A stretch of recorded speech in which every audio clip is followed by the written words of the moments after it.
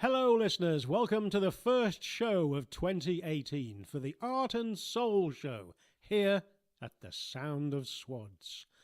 Swads on the air. While you listen to this, your ears can't look elsewhere. This is the first track in the month's show. It's by The Empty Chairs, a local Swindon band, and this track is called Preacher.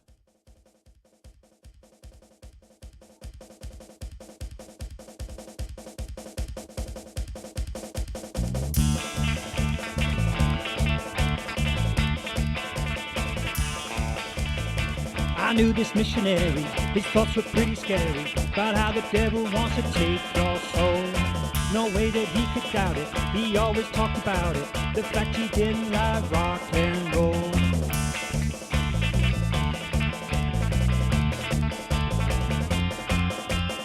His views were pretty drastic, he swapped his gold for plastic, and hid himself inside his holy book.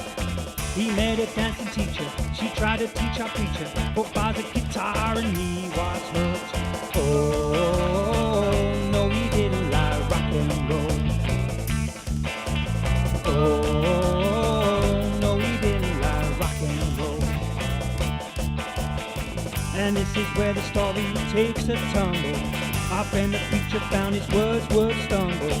Every time that teacher moved her feet, the preacher's heart would skip a beat. They soon became great lovers, and she became a mother to a daughter and a couple of sons.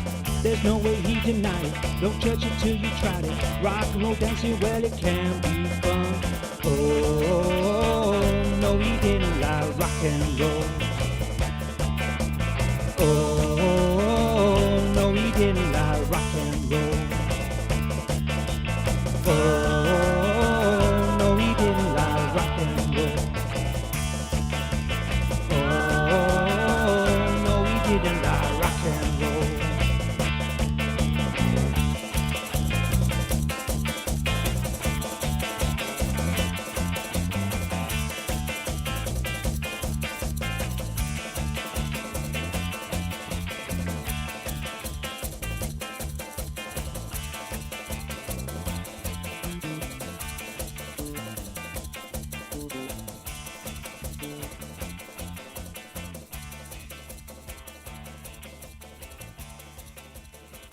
That was The Empty Chairs with Preacher. Now, TTWFD with Disengage.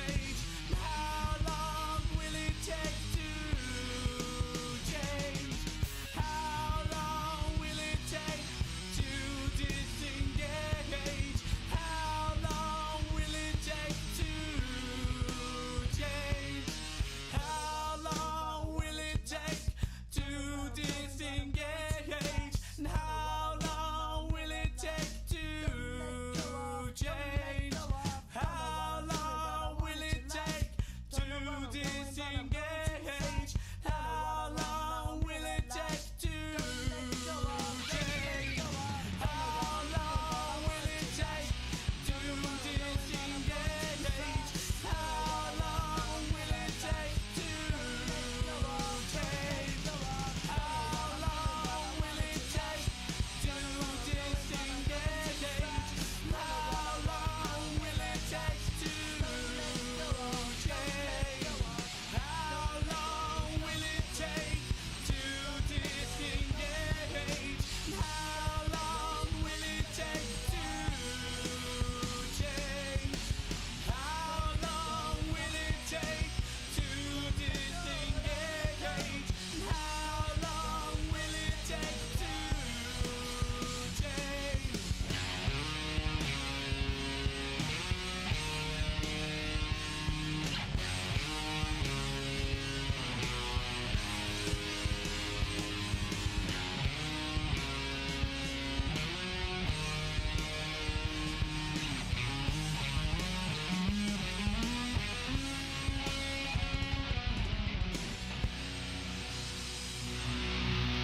That was TTWFD with Disengage.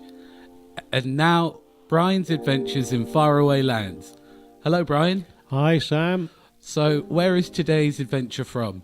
Well, it's from sort of Rwanda, in the days when I used to do microwave links for the telephone system in Rwanda. So, what year would that be? 1999. Cool. I hear there was a funny story with your boots. Oh, my boots.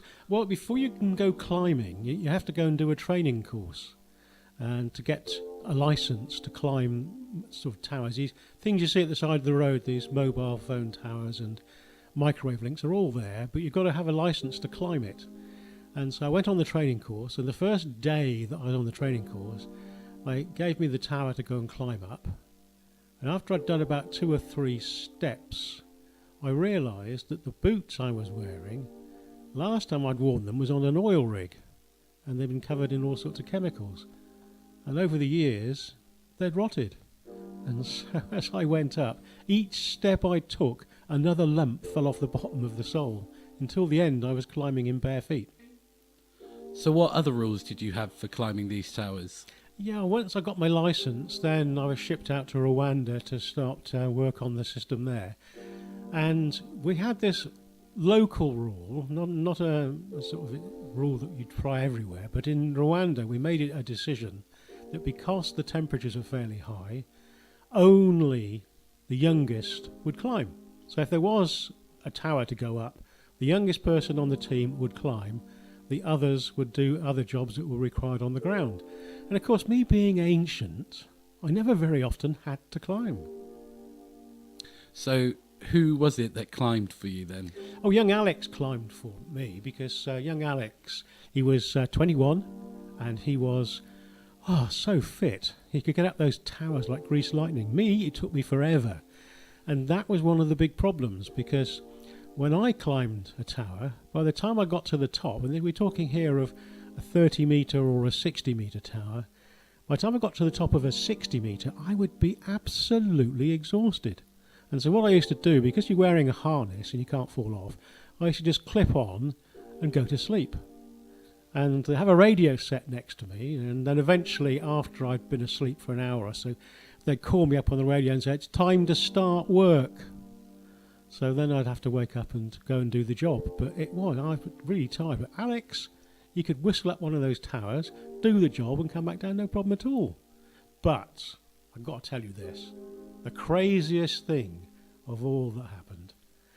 Alex always used to play to the gallery, and the gallery were the young kids. And lots and lots of young boys around watching us climb the tower. And Alex had gone up and he was at the top of the tower and he was swinging around on his harness and generally creating mayhem, swinging upside down, pretending to fall off and grab your lanyard and stuff, just a nightmare. He finished working at the top, and instead of climbing back down, he decided to abseil back down. And abseiling is basically where you jump off the tower and let the rope run through your clamp, and then clamp it, and then swing back into the tower, kick away again, and let yourself down. So he was doing that. Great big leaps down the side of the tower, and near the bottom of the tower was a bar with some floodlights on. So he decided to finish his performance by landing on the bar. So he swung down, hit the bar, and there was this scream. And Alex was writhing, and he was squaring, and he was screaming, and he was generally having a hard time, and then fell off into a big heap on the ground. Well, what he'd done, he hadn't seen it, but when he landed on the bar, a piece of bare copper wire had gone straight into his leg. Oh dear. And he completed the circuit by holding the tower, and so he was electrocuting himself. Oh dear. So there he was on the floor, and Cyprian, the site foreman, rushed over and started doing CPR, which is what you would do for electric shock. And Alex was fully conscious and threw him off, got up, lit a cigarette, had a few big drags, walked over to this pile of logs, sat down, and the logs all collapsed, and he rolled onto the floor. So that was not Alex's day. It was a pretty rough day for him. So what's the point of going up these towers in the first place? Oh, well, there are quite a few reasons. One is to either install new equipment for the microwave links or for the cell phones or whatever. The other thing is to do maintenance on the equipment that's already up there. So to get to it, you've got to climb up there, which is the important bit. But I used to find it really nice being on the top of a tower, quiet, beautiful, but you had to take photographs as well, and so you'd use your GPS to see where the transmitter was, and then you'd swing around with a camera taking photographs of the area that you were looking at. Biggest downside, bird poo, and being dive bombed by buzzards, because the buzzards used to have their nests on top of these towers, and they really didn't like you going up past their nests when they got eggs or babies in there. And so that was a negative, the buzzards, but the good part of it was cool, beautiful, and you had to get down extremely fast when a lightning storm headed your way, because that was very dangerous. But other than that, it was great fun. Well, thank you, Brian, for sharing your adventure in faraway lands. We'll be back with more from Brian's adventures in faraway lands next month.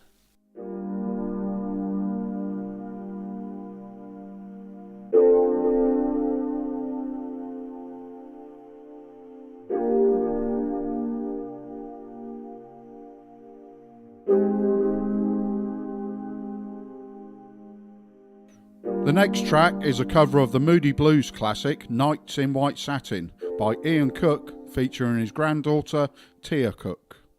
The song was written by Justin Hayward, who used to live in Avenue Road, Swindon.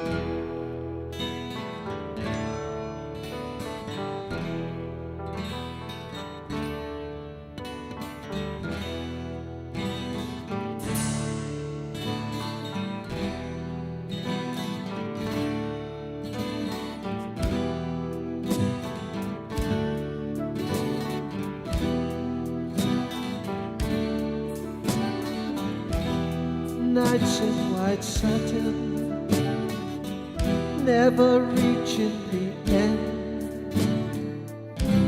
Letters are written, never meaning to send.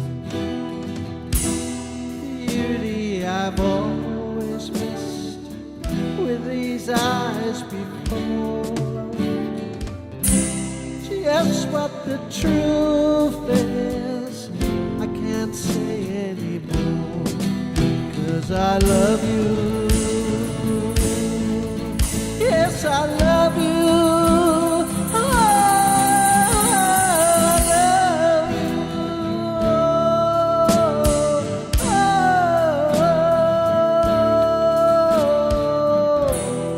Gazing at people, some hand in hand. Just what the truth is, I can't understand. Some try to tell me thoughts they cannot defend.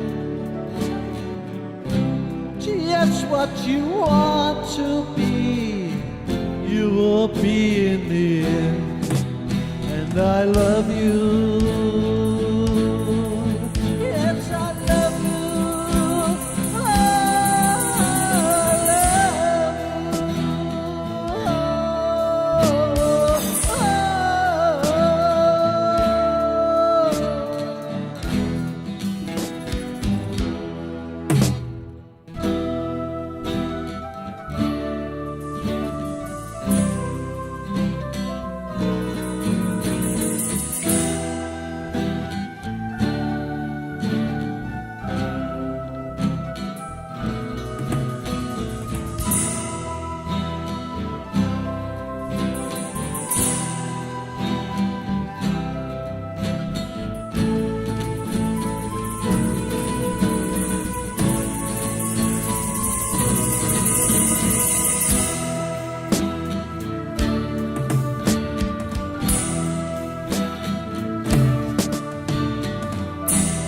nights and nights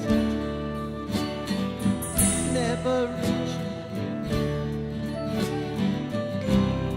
Letters I've written, never meaning to see. You leave I'm falling with these eyes before. Just what the truth is, I can't say anymore, 'cause I love you.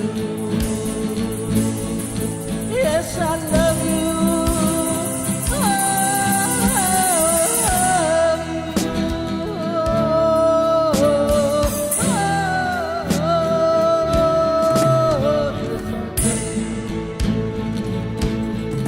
Yes, I love you.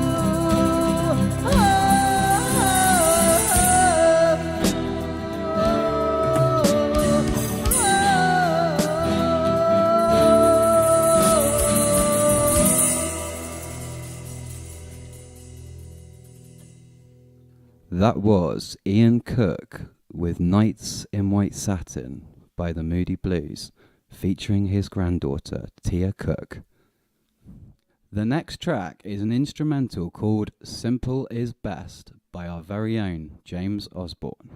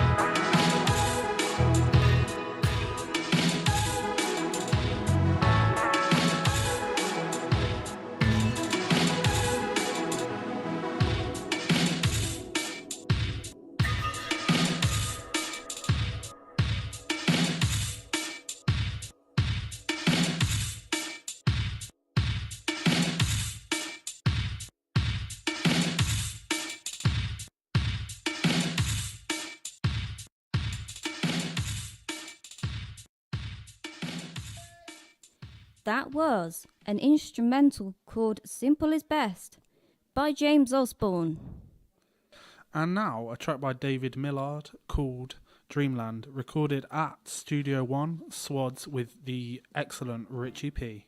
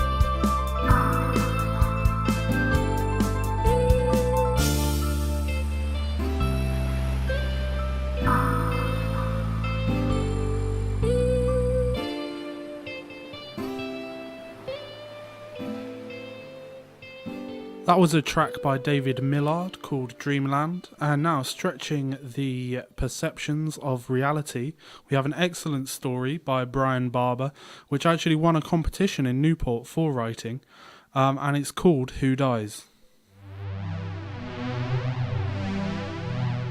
The flames were all around her. It was incredibly hot, and her flesh had begun to bubble. And there was a fireball heading towards her. Just as it hit, she woke up bathed in sweat and shaking like a leaf. She looked at the time. God, she was late! And so she rushed to the control centre. As she ran down the dimly lit corridor, she tried desperately to suppress the nightmare she had just had. It physically drained her. And as she entered the control centre, she felt exhausted. Fortunately, the system was very simple. The assignment was downloaded directly into the brain, providing all the skill sets she would need to carry out the assignment. She was one of their best agents, and was now working exclusively on removals. She sat in the chair and was connected to the system, and the tasks were downloaded into her brain. Having reviewed the tasks, she decided not to have a full review, as it was a very simple task of removing one man.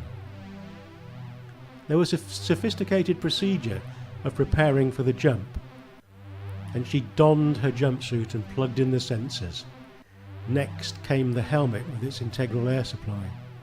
She knew the most dangerous part of the mission was the atmosphere. If the suit or helmet leaked, she'd be dead very quickly. Having checked over her kit and run the tests, she was good to go. She walked into the lift and dropped silently 36 floors to the Research and Development Department.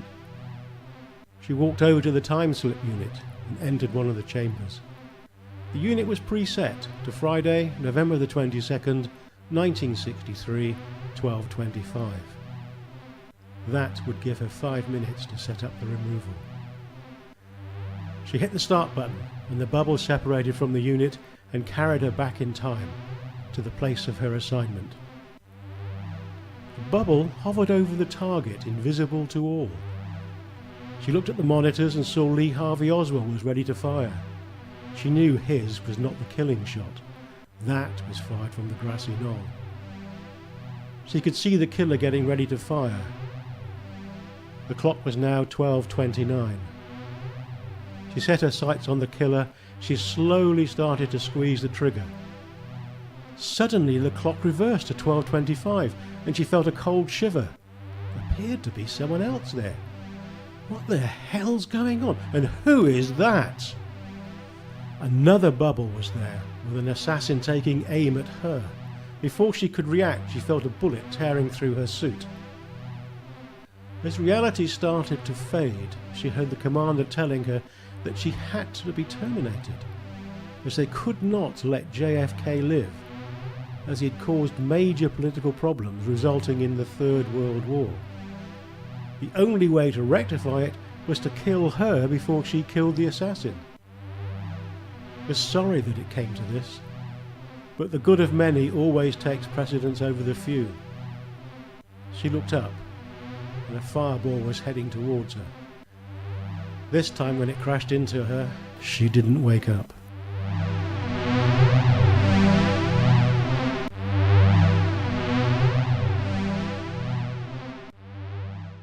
That was Who Dies, a chilling tale from Brian Barber.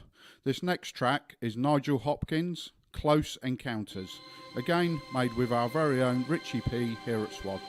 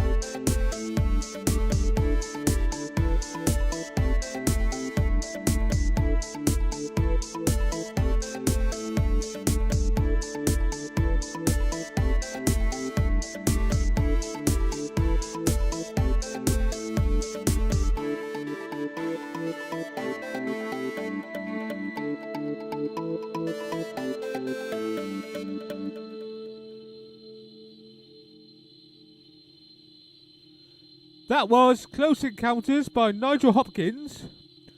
This is the Big Sound Instrumental by Richard P.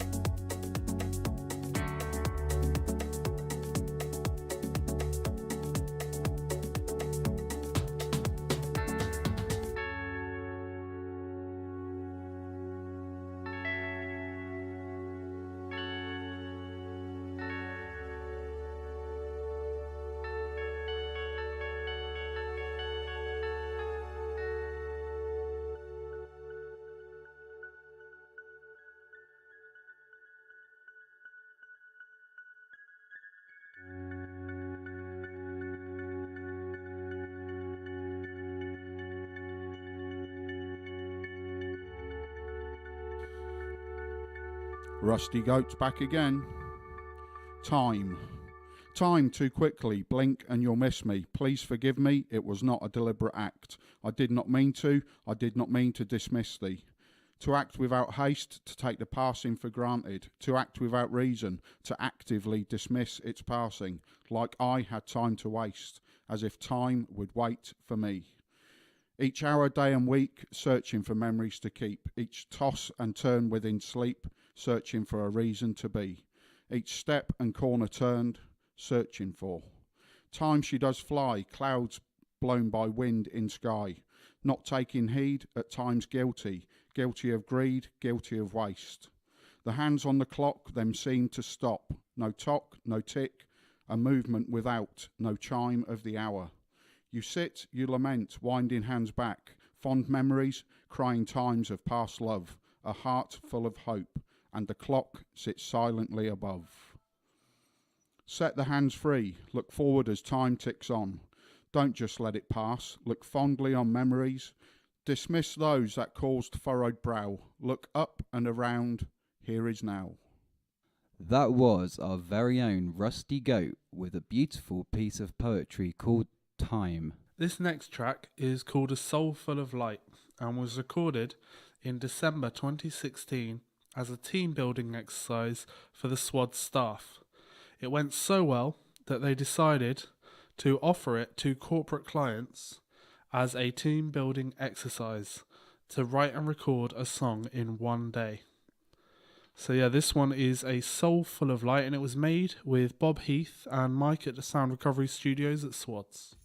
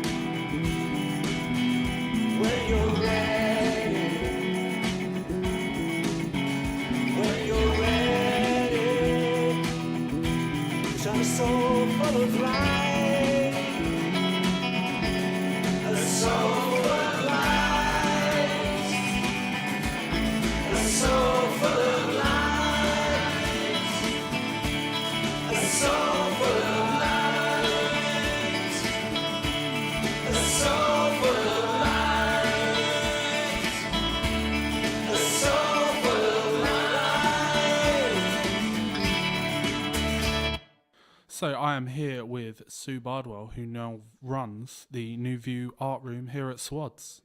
Hi, Sue. Hi there. Hello. How's it going? Yeah, good. Really good. Yeah. Yeah. Good really- day, bad day? No, good day. Yeah, been Cool, making cool. willow stars for Christmas. So Oh, nice. getting festive. Yeah, that sounds quite exciting, actually. Yeah, no, So, it's good fun. You're running the art program and some of the art sort of groups here at Swads. Yeah.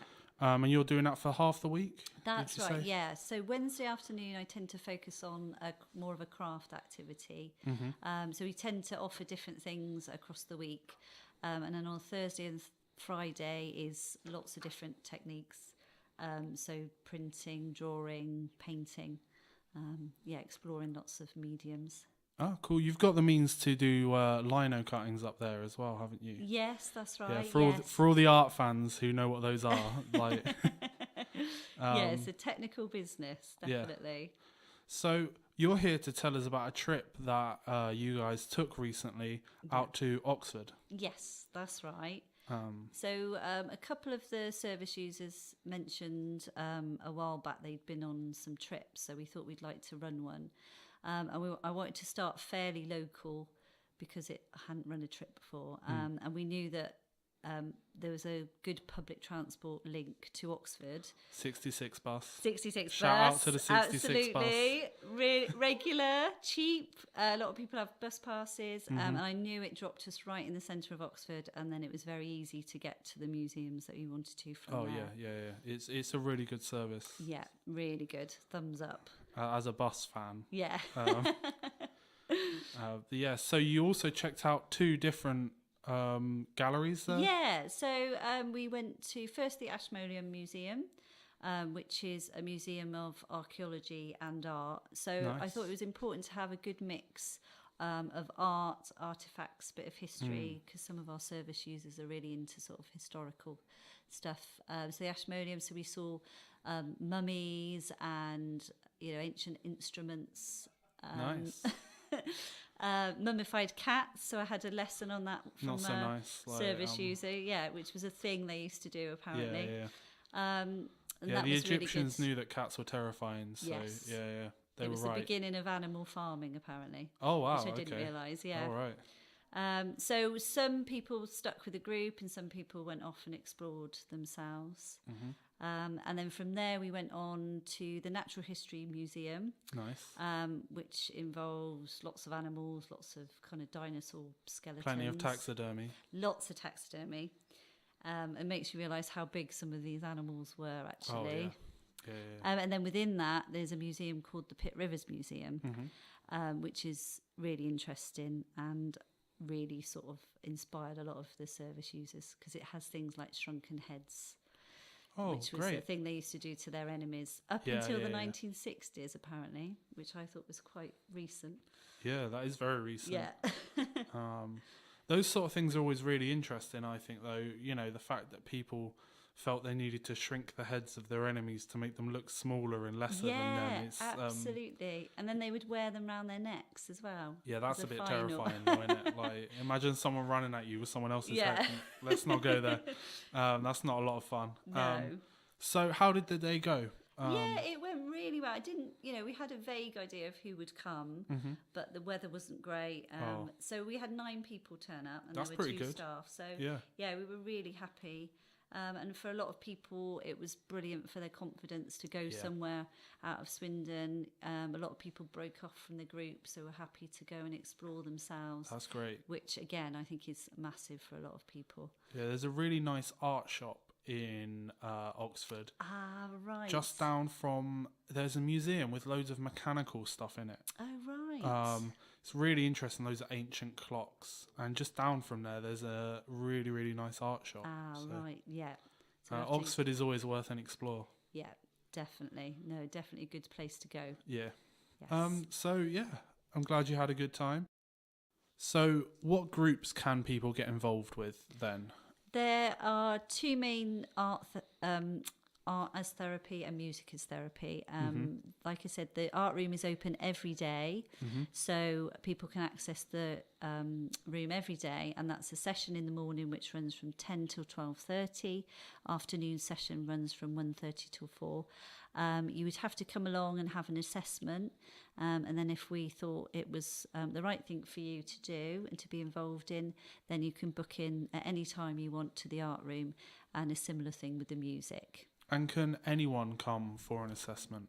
Yeah, you can self-refer. Often we get referrals through GPs, through hospitals, social workers. But yeah, if you felt it was something you would help your well-being, then definitely you can get in touch and we can have a chat. Speaking of getting in touch, there are a few ways you can get in touch with SWODS.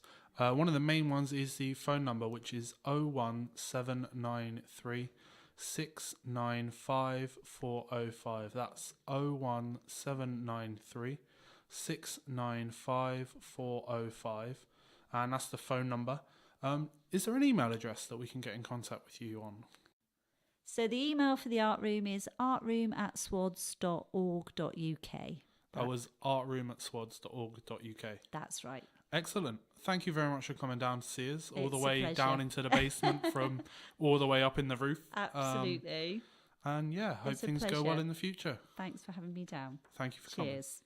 This next track, Oh New Year, listener, is an oldie but goldie by our very own Corey Newman. It's called Hindu Cow, recorded in July 2015.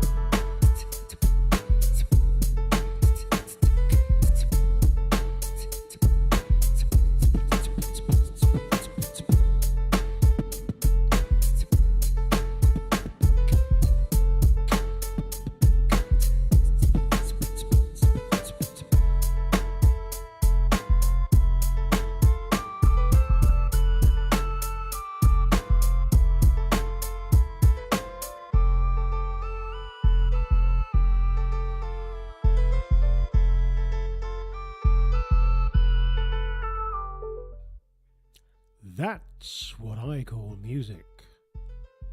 That was Corey Newman with his Hindu Cow, an amazing piece. And of course, you can hear a lot more amazing pieces if you tune to us every month, first Tuesday. We will be there, so don't forget, join us next month. Swads on the air. While you listen to this, your ears can't look elsewhere.